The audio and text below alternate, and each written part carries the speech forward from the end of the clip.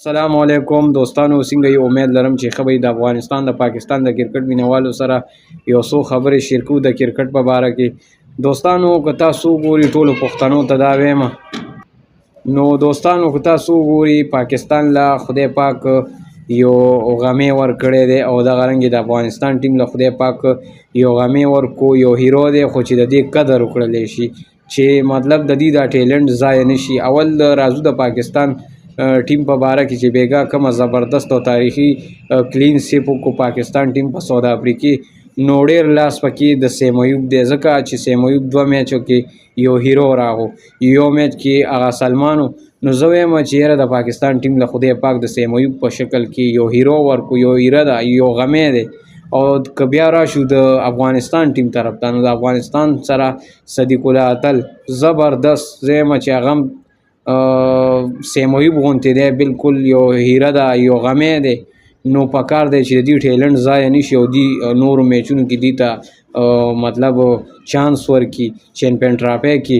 نو سیم ایوب خو ورسره بالنګ هم کوي، تاسو بیګا کته تقریبا 100 کاته وري او زما خیال دی 2 وکټې واغستې. نو زبردست پرفارمنس کوي د ملک دپاره، سپیشل لوبه کوي. نو سیم ایوب چې بیګا کوم مطلب سکور وکړو، سینچري وواله، بیا ورسره بالنګ وکړو، نو واقعي چې محنت کوي، د ملک دپاره لوبه کوي.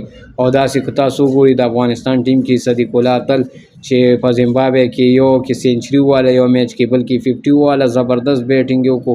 نو زه وایم چې دا پاکستان او افغانستان له خدای پاک یو هیرې ورکړي دي، یو غمي دي، خو چې د دې قدر وکړلی شي، ځکه چې دا یو هیروګان دی او دوی نه به چې لږ مطلب دوی ته نور هم چانس ورکړي، دوی به نور هم تکړه شي. زه یم چې دوی به د ټنډوکر او د غټ غټ کلاړیانو ریکارډونه ومات کړي، لکه بابر اعظم شو، د دې ریکارډ دا سیم ایوب ماتولی شي.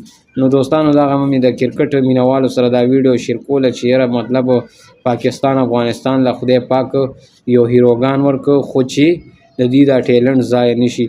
نو زبردست لوبې روانې د افغانستان. ډېر ملګري تپوس کوي چې نور لوبې کله دي، نو لوبې خو لا حاضره نه ښیي، ځکه چې اپډیټ د نورو لوبو لا نه دی راغلی چې راشي، ځکه چې ما وکاته نو نشته دی د افغانستان لوبې، ځکه دلته د بنګلادیش او د بل کم ملک دی د هغې مطلب لیګونه دي، اوس لیګونه شروع کېږي، بیا چیمپئن ټرافي ده، چیمپئن ټرافي کې ډېرې ښې خبرې را روانې دي.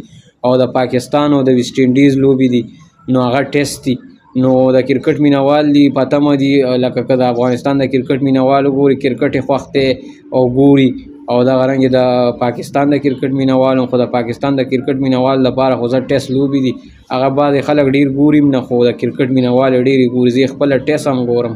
نو بیا په ټیسټ اپډیټ درکړو، هغه شروع کېږي تقریبا دغه 4-5 ورځې بعد به ټیسټ سیریز چالو کېږي د پاکستان او د ویسټ انډیز. ویسټ انډیز به پاکستان ته راځي.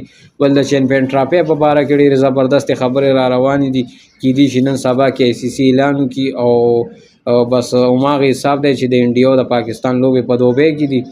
او بل دا چې د نوره چیمپئن ټرافي چې کوم میچونه دي هغه ټول په پاکستان کې. دوستانو دغه د کرکټ معلوماتي ویډیو وه د لر او بر پښتنو دپاره. او زموږ چینل که چا نه سبسکرایب کړی، زموږ چینل ځان سره سبسکرایب کړئ، ویډیو مخې ته خپلو ملګرو سره شیر کړئ. د ویډیو کتلو مننه. خوشحاله او آباد اوسئ چې چېرته هم وئ. د خدای په امان.